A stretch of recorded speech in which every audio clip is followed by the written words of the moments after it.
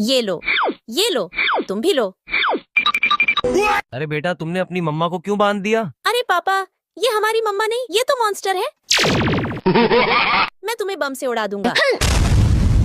अरे बेटा, मैं तो तुम्हारी असली मम्मा हूँ, तूने मुझे क्यों बांध दिया? तुम मेरी मम्मी कभी नहीं हो सकती, क्योंकि तुम्हारे पीछे पूंछ लगा है। मैं तुम्हें भी बम से उड़ा दूंगा। अरे बेटा, मैं तो तुम्हारी असली मम्मा हूँ, तुम मुझे खोल दो। नहीं, तुम मेरी मम्मी कभी नहीं हो सकती। तुम्हारा असली रूप देखकर सबका होश उड़ जाएगा। लेकिन वो देखने से पहले आप भी अपनी मम्मा से प्यार करते हो तो वीडियो को लाइक करके चैनल को सब्सक्राइब कर दो और कमेंट में आई लव मम्मा लिख दो।